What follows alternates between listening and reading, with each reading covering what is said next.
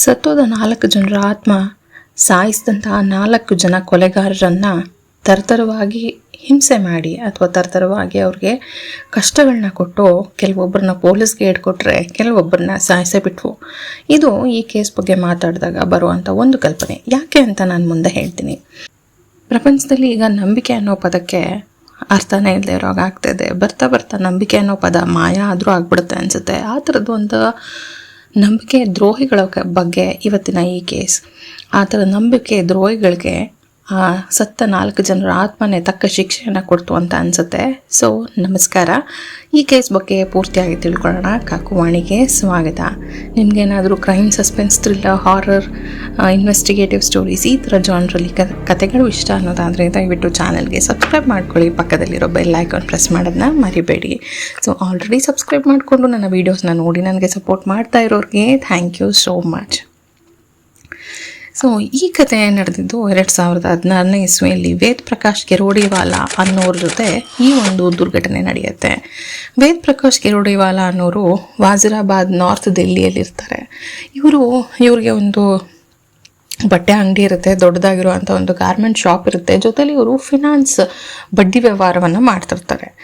ಇವ್ರ ಹೆಂಡತಿ ಸಾಧನಾ ಕಿರೋಡಿವಾಲಾ ಅಂತ, ಅವರು ಹೌಸ್ ವೈಫ್. ಅವರು ಒಂದು 4 ಜನರ ಪುಟ್ಟ ಸಂಸಾರವನ್ನು ಅಚ್ಚುಕಟ್ಟಾಗಿ ನಡ್ಸ್ಕೊಂಡು ಹೋಗೋ ಅಂತ ಒಬ್ಬಳು ಗೃಹಿಣಿ ಆಗಿರ್ತಾರೆ.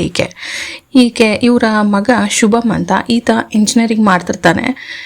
ಮತ್ತು ಮಗಳು ನೈನಾ ಅಂತ, ಆಕೆ ಕೂಡ ಟೀಚರ್ ಆಗಿ ಕೆಲಸ ಮಾಡ್ತಿರ್ತಾಳೆ. ಸೊ ಇವ್ರದೊಂಥರ ಸುಖಿ ಸಂಸಾರ, ಯಾವುದಕ್ಕೂ ಕಡಿಮೆ ಇಲ್ಲ. ಚೆನ್ನಾಗಿ ನಡೀತಾ ಇತ್ತು.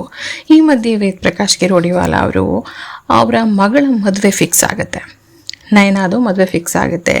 ಸೊ ಮದುವೆ ಫಿಕ್ಸ್ ಆದಮೇಲೆ ಮಗಳ ಮದುವೆ ಅಂತ ಅಂದಮೇಲೆ ಮಗಳ ಮದುವೆನ ತುಂಬ ಚೆನ್ನಾಗಿ ಮಾಡಬೇಕು ಅಂತ ವೇದ್ ಪ್ರಕಾಶ್ ಅವ್ರಿಗೆ ತುಂಬ ಆಸೆ ಇರುತ್ತೆ. ಸೊ ಅದಕ್ಕೋಸ್ಕರ ಇವರು ಬಡ್ಡಿ ವ್ಯವಹಾರ ಮಾಡ್ತಿರ್ತಾರಲ್ಲ, ಆಲ್ಮೋಸ್ಟ್ ಬಡ್ಡಿಗೆ ಯಾರ್ಯಾರಿಗೆ ದುಡ್ಡು ಕೊಟ್ಟಿದ್ರೋ ಆ ದುಡ್ಡನ್ನೆಲ್ಲ ಅವರು ಒಬ್ಬೊಬ್ಬರಾಗಿ ವಾಪಸ್ ಕೇಳೋದಕ್ಕೆ ಶುರು ಮಾಡ್ತಾರೆ. ಇವ್ರ ಹತ್ರ ದುಡ್ಡು ಇಸ್ಕೊಂಡಿರೋದ್ರಲ್ಲಿ ಒಬ್ಬ ರಿತೇಶ್ ಕಟಿಯಾರ್ ಅಂತ ಈ ಮನುಷ್ಯನಿಗೆ ಸ್ವಲ್ಪ ಜಾಸ್ತಿನೇ ಹೆಲ್ಪ್ ಮಾಡಿರ್ತಾರೆ ಅಂತ ಹೇಳ್ಬೋದು ಈ ವೇದ್ ಪ್ರಕಾಶ್ ಗಿರೋಡಿವಾಲಾ ಅವರು. ಯಾಕೆ ಅಂದರೆ ಇವರು ಗಾರ್ಮೆಂಟ್ ಶಾಪ್ ಏನು ಇವ್ರು ನಡೆಸ್ತಿರ್ತಾರೆ, ಒಳ್ಳೆ ಏರಿಯಾದಲ್ಲಿರುತ್ತೆ, ಒಳ್ಳೆ ಲೊಕ್ಯಾಲಿಟಿಲಿರುತ್ತೆ. ಸೊ ಅವರ ಆ ಗಾರ್ಮೆಂಟ್ ಶಾಪ್ ತುಂಬ ಚೆನ್ನಾಗಿ ನಡೀತಾ ಇರುತ್ತೆ. ಸೊ ಅಂಥದ್ದೊಂದು ಅಂಗಡಿಯನ್ನು ಬಾಡಿಗೆ ಮೇಲೆ ಈ ರಿತೇಶ್ ಕಟಿಯಾರ್ಗೆ ಬಿಟ್ಕೊಟ್ಟಿರ್ತಾರೆ. ತಿಂಗಳಿಗೆ ಇಷ್ಟು ಬಾಡಿಗೆ ಅಂತ ಕೊಡು, ನನಗೆ ನೀನು ಅಂಗಡಿಯನ್ನು ನೋಡ್ಕೊಂಡಿರು ಅಂತ. ಆದರೆ ಈ ಮನುಷ್ಯ ರಿತೇಶ್ ಕಟಿಯಾರು ಅಂಗಡಿಯಲ್ಲಿ ಕೂತು ವ್ಯಾಪಾರ ಮಾಡೋಕ್ಕಾಗದೆ ಅಥವಾ ಅಂಗಡಿಯನ್ನು ಸರಿಯಾಗಿ ವ್ಯಾಪಾರವನ್ನು ನೋಡ್ಕೊಳ್ಳೋಕ್ಕಾಗದೆ ಆ ಅಂಗಡಿಯ ವ್ಯಾಪಾರವನ್ನು ಮುಳುಗಿಸಿರ್ತಾನೆ. ಸೊ ಒಂದಷ್ಟು ದುಡ್ಡಿದ್ರೆ ಮತ್ತೆ ನಾನು ಈ ವ್ಯಾಪಾರವನ್ನು ಚೆನ್ನಾಗಿ ಮಾಡ್ತೀನಿ ಅಂತ ಹೇಳಿಬಿಟ್ಟು ವೇದ್ ಪ್ರಕಾಶ್ ಗಿರೋಡಿವಾಲಾ ಅವ್ರ ಹತ್ರ ನನಗೆ ಸ್ವಲ್ಪ ಸಾಲ ಬೇಕು ಅಂತ ಇಸ್ಕೊಂಡಿರ್ತಾನೆ. 9 ಲಕ್ಷ ಸಾಲವನ್ನು ಇಸ್ಕೊಂಡಿರ್ತಾನೆ. ಸೊ ವೇದ್ ಪ್ರಕಾಶ್ಗೆ ಏನು ಅಂತ ಅಂದರೆ, ನನ್ನ ಅಂಗಡಿನೇ ನೋಡ್ಕೋತಾ ಇರೋನು, ಮುಂಚೆ ಎಲ್ಲ ನನ್ನ ಅಂಗಡಿಲೇ ಕೆಲಸ ಮಾಡಿದವನು, ಈಗ ನನ್ನ ಅಂಗಡಿನೇ ನೋಡ್ಕೋತಾ ಇದ್ದಾನೆ, ಇವತ್ತೆಲ್ಲ ನಾಳೆ ದುಡ್ಡು ಬಂದೇ ಬರುತ್ತೆ, ಎಲ್ಲಿ ಹೋಗುತ್ತೆ ಅನ್ನೋದು ಅವ್ರಿಗನ್ಸಿ ಅವರು ದುಡ್ಡು ಕೊಟ್ಟಿರ್ತಾರೆ. ಆದರೂ ಮಧ್ಯದಲ್ಲಿ ಯಾರಾದರೂ ಒಬ್ಬರನ್ನ ಗ್ಯಾರಂಟಿಗೆ ಅಥವಾ ಶ್ಯೂರಿಟಿ ಅಂತ ಹೇಳ್ಬೋದು, ಆ ಥರ ಯಾರಾದರೂ ಒಬ್ಬರನ್ನ ನೀನು ಕರ್ಕೊಂಬಂದ್ರೆ ನಾನು ನಿನಗೆ ದುಡ್ಡು ಕೊಡ್ತೀನಿ ಅಂತ ರಿತೇಶ್ ಹತ್ರ ಒಂದು ಕಂಡೀಷನ್ ಹಾಕಿರ್ತಾರೆ. ಆಗ ರಿತೇಶ್ ಕರ್ಕೊಂಬರೋದು ಅಭಿಷೇಕ್ ಪಾಲ್ ಅಂತ. ಈತ ಕೂಡ ಯಾರು ದೂರದವನಲ್ಲ, ಬೇರೆಯವನಲ್ಲ. ಇವನು ಕೂಡ ವೇದ್ ಪ್ರಕಾಶ್ ಅವರ ಮನೆಯಲ್ಲೇ ಸಣ್ಣ ಪುಟ್ಟ ಕೆಲಸಗಳನ್ನ ಮಾಡಿಕೊಂಡು ಜೊತೇಲಿ ಇವ್ರ ಮಗ ಏನಿರ್ತಾನಲ್ಲ ಶುಭಮ್, ಅವನಿಗೆ ಡ್ರೈವಿಂಗ್ನ ಹೇಳ್ಕೊಡ್ತಿರ್ತಾನೆ. ಒಟ್ಟಾರೆಯಾಗಿ ರಿತೇಶ್ ಆಗಲಿ ಅಭಿಷೇಕ್ ಆಗಲಿ ಯಾರೂ ಹೊಸಬ್ರೇನಲ್ಲ ಇವ್ರಿಗೆ, ವೇದ್ ಪ್ರಕಾಶ್ಗೆ. ಸೊ ಇವಾಗ ರಿತೇಶ್ ಮತ್ತು ಅಭಿಷೇಕ್ ಇಬ್ಬರು ಹೊಸಬ್ರೇನಲ್ಲ, ಹಳಬ್ರೇನೆ, ಎಲ್ಲ ಗೊತ್ತಿರೋರೆ, ಮನೆಯಲ್ಲಿ ಎಲ್ಲರಿಗೂ ಗೊತ್ತಿರೋ ಅಂಥ ಜನಗಳೇ ಅಂತ ಹೇಳಿ ಇವರು 9 ಲಕ್ಷಗಳನ್ನ ಸಾಲ ಕೊಟ್ಟಿರ್ತಾರೆ. ಆದರೆ ಅವನು ಆ 9 ಲಕ್ಷನ ಇಸ್ಕೊಂಡಾದ್ಮೇಲೆ ರಿತೇಶ್ ಆ ದುಡ್ಡನ್ನು ಕೂಡ ಅವನು ವ್ಯಾಪಾರದಲ್ಲಿ ಹಾಕ್ತೀನಿ ಅಂತ ಹಾಕಿರ್ತಾನೆ. ಮತ್ತೆ ಅವನಿಗೆ ಲಾಸ್ ಆಗಿರುತ್ತೆ ವ್ಯಾಪಾರದಲ್ಲಿ. ಇದನ್ನು ಅವರು ವೇದ್ ಪ್ರಕಾಶ್ ಅವ್ರ ಹತ್ರ ಹೇಳ್ಕೊಂಡಿರೋದಿಲ್ಲ. ಬಟ್ ಸೊ ಈ ಮದುವೆ ಫಿಕ್ಸ್ ಆಯಿತು ಅಂತ ಅಂದಾಗ, ನೇನಾನ ಮದುವೆ ಫಿಕ್ಸ್ ಆಗಿದೆ ಅಂತ ಅವರು ಎಲ್ಲರ ಹತ್ರ ತುಂಬ ಸಂತೋಷವಾಗಿ ಹೇಳ್ಕೊಂಡಿರ್ತಾರೆ. ಹಾಗೆ ದುಡ್ಡು ಕೊಟ್ಟವ್ರ ಹತ್ರ ನನಗೆ ದಯವಿಟ್ಟು ದುಡ್ಡನ್ನ ವಾಪಸ್ ಕೊಡಿ, ನನ್ನ ಮಗಳ ಮದುವೆ ಮಾಡಬೇಕು ಅಂತ ವೇದ್ ಪ್ರಕಾಶ್ ಗಿರೋಡಿವಾಲಾ ಎಲ್ಲರ ಹತ್ರನೂ ಕೇಳಿರ್ತಾರೆ. ಹಾಗೆ ರಿತೇಶ್ ಹತ್ರನೂ ಇವರು ಹೋಗಿ ಕೇಳ್ತಾರೆ. ಆದರೆ ರಿತೇಶ್ ಹತ್ರ ಆಗ ಎಲ್ಲ ಕೈ ಖಾಲಿ ಆಗಿರುತ್ತೆ, ಲಾಸಲ್ಲಿರ್ತಾನೆ. ಜೊತೆಲಿ ಅಭಿಷೇಕ್ ಹತ್ರನೂ ಅಷ್ಟು ದುಡ್ಡಿರೋದಿಲ್ಲ. ಯಾವಾಗ ವೇದ್ ಪ್ರಕಾಶ್ ಅವರ ಒಂದು ಬಲವಂತ ಮಾಡೋದಕ್ಕೆ ಶುರು ಮಾಡ್ತಾರೋ, ಬೇಕೇ ಬೇಕು ದುಡ್ಡು, ಹೇಗಾದರೂ ಹೊಂದಿಸ್ಬಿಟ್ಟು ಕೊಡು ಅಂತ ಕೇಳೋದಕ್ಕೆ ಶುರು ಮಾಡ್ತಾರೋ, ಆವಾಗ ರಿತೇಶ್ ಹೇಗೆ ಹೊಂದಿಸೋದು, ಹೇಗೆ ಈ ಒಂದು ಸಂಕಟದಿಂದ ಪಾರಾಗೋದು ಅಂತ ಯೋಚನೆ ಮಾಡ್ತಿರ್ತಾರೆ. ಸೊ ಅವಾಗ ವೇದ್ ಪ್ರಕಾಶ್ಗೆ ರಿಲೇಟಿವ್ ಒಬ್ಬ, ಅಂದರೆ ಸಂಬಂಧದಲ್ಲಿ ಅಳಿಯ ಆಗಬೇಕು, ಆ ಥರ ಸೋನು ಅನ್ನೋನೊಬ್ಬನ ಎಂಟ್ರಿ ಆಗುತ್ತೆ ಈ ಎಲ್ಲ ಹೋಲ್ ಸೀನ್ಗೆ.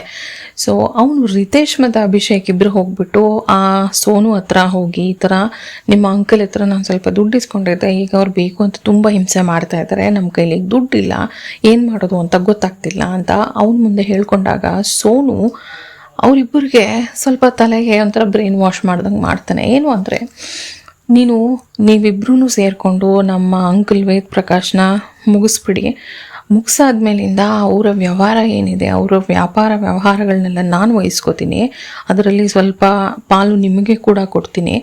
ಸೊ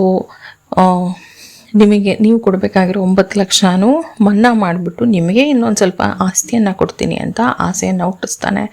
ಸೋನುಗೆ ಮುಂಚೆಯಿಂದನೂ ಅವ್ರ ಅಂಕಲ್ ಹತ್ರ ಇದ್ದಂಥ ಆಸ್ತಿಯ ಮೇಲೆ, ಆ ಅಂಗಡಿಯ ಮೇಲೆ, ಅವರು ಮಾಡ್ತಿದ್ದಂಥ ವ್ಯವಹಾರಗಳ ಮೇಲೆ ಕಣ್ಣಿರುತ್ತೆ. ಹೇಗಾದರೂ ಮಾಡಿ ಇದನ್ನು ನನ್ನ ವಶಕ್ಕೆ ತಗೋಬೇಕು ಅನ್ನೋದು ಕೂಡ ಅವನ ಮನಸ್ಸಲ್ಲಿರುತ್ತೆ. ಸೊ ಅದಕ್ಕೋಸ್ಕರ ಅವನು ಅಭಿಷೇಕ್ ಮತ್ತು ರಿತೇಶ್ ಹತ್ರ ಅವನು ಬ್ರೈನ್ ವಾಶ್ ಮಾಡೋದಕ್ಕೆ ಶುರು ಮಾಡ್ತಾನೆ. ಸ್ಟಾರ್ಟಿಂಗಲ್ಲಿ ಸ್ವಲ್ಪ ಮುಜುಗರ ಪಟ್ಕೊಂಡಂಥ ಅವರಿಬ್ಬರು, ನಂತರದಲ್ಲಿ ಹೌದಲ್ವಾ ಇವನು ಹೇಳ್ದಾಗೆ ಮಾಡಿದ್ರೆ ಒಂದೇ ಸಲ ಸಮಸ್ಯೆಗಳೆಲ್ಲ ಬಗೆಹರಿದು ಬಿಡುತ್ತೆ, ಜೊತೆಲಿ ಇನ್ನಷ್ಟು ಆಸ್ತಿಯನ್ನು ಕೂಡ ಕೊಡ್ತೀನಿ ಅಂತ ಹೇಳ್ತಿದ್ದಾನೆ ಅಂತ ಅಭಿಷೇಕ್ ಮತ್ತು ರಿತೇಶ್ ಇಬ್ಬರೂ ಮನ್ಸು ಮಾಡ್ತಾರೆ. ಆದರೆ ಅಭಿಷೇಕ್ ಮತ್ತು ರಿತೇಶ್ಗೆ ಇದೆಲ್ಲ ಹೊಸ್ತು, ಅವರು ಈ ಥರದ್ದು ಯಾವುದೇ ಕೆಲಸಗಳನ್ನ ಮಾಡಿರೋದಿಲ್ಲ. ಸೊ ಅದಕ್ಕೋಸ್ಕರ ಅವರು ಈ ಥರದ ಕೆಲಸಗಳಲ್ಲಿ ಅಲ್ಪ ಸ್ವಲ್ಪ ಗೊತ್ತಿರೋ ಅಂಥವ್ರನ್ನ ಯಾರನ್ನ ಹುಡುಕ್ಬೇಕು ಅಂತ ಹೇಳಿಬಿಟ್ಟು ಮನು ಅನ್ನೋನೊಬ್ಬನ್ನ ಕರ್ಕೊಂಬರ್ತಾರೆ.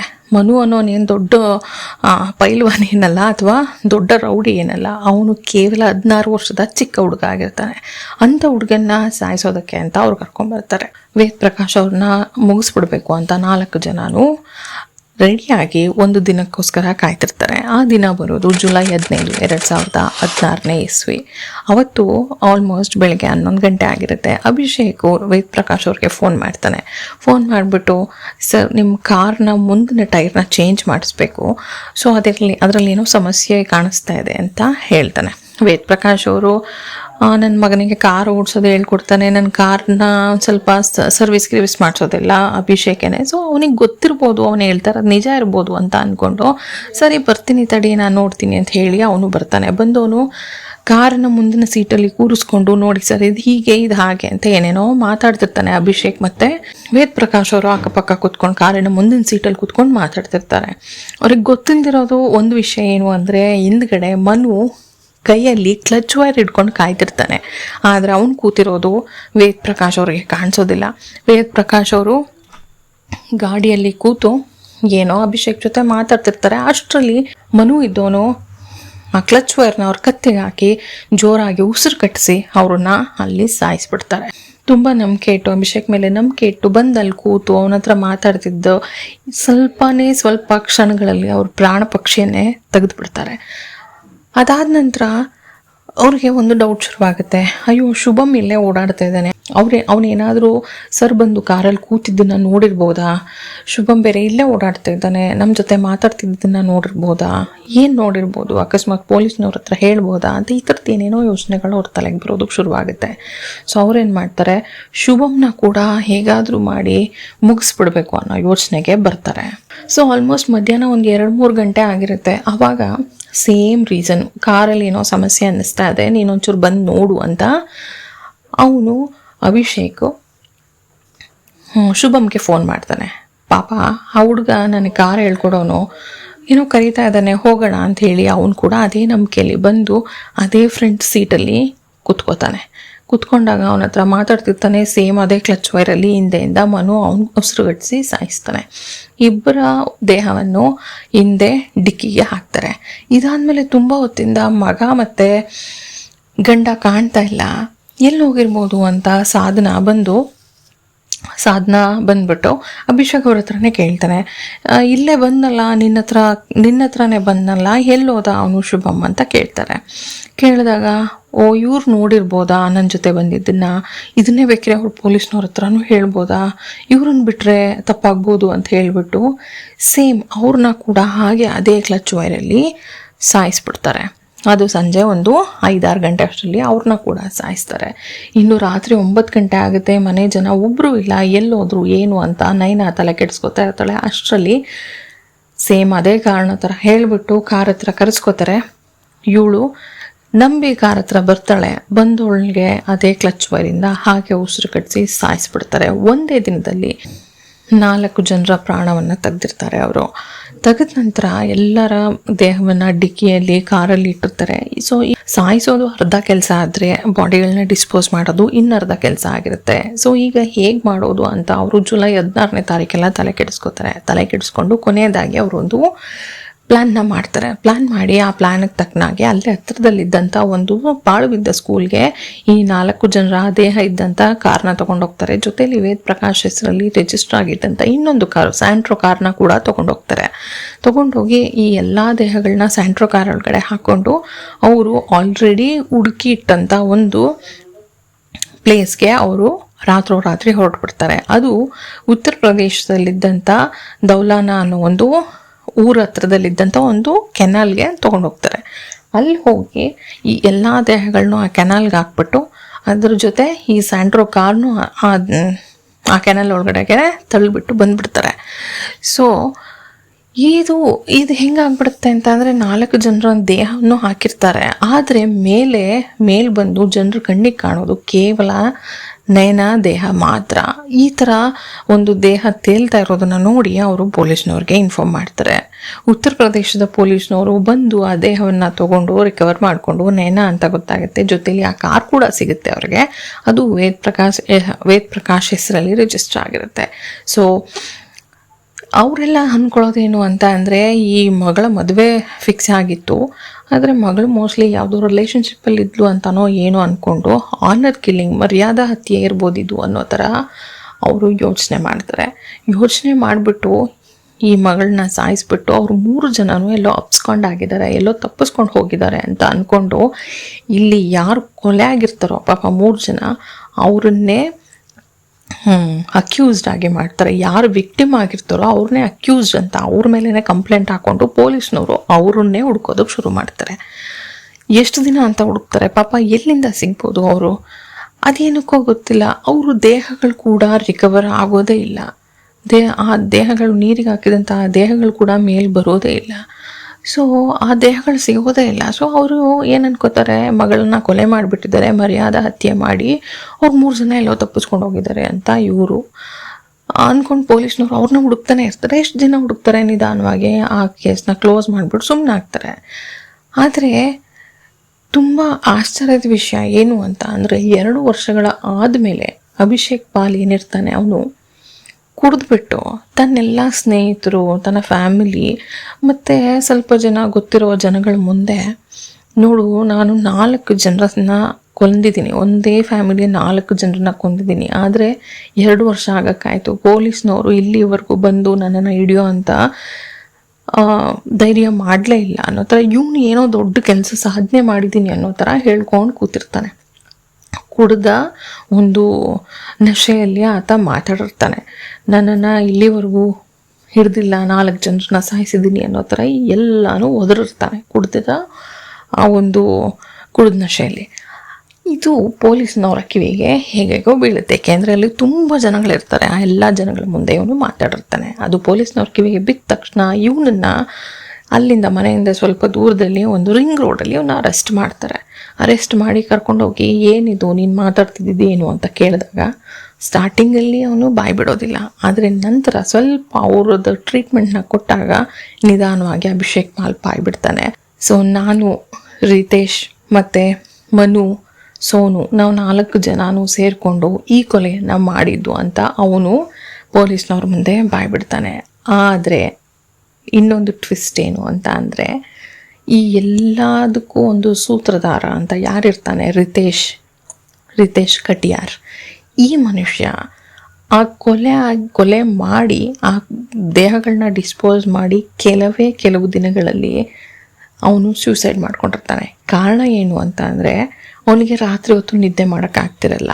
ಅವರು ಯಾರನ್ನ ಸಾಯಿಸಿರ್ತಾನೋ ಅವರು ಇವನು ಕಣ್ಣು ಮುಂದೆ ಬಂದು ನಿಂತಾಗ ಆಗ್ತಿತ್ತಂತೆ.